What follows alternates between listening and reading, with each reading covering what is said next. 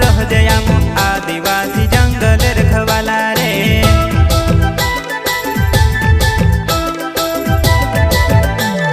चल जंगल जमीन काजे पूजे रे आदिवासी दुनिया ने रखवाला रे। बाप देव खतरी काज पूजे रे आदिवासी सबसे निराला रे।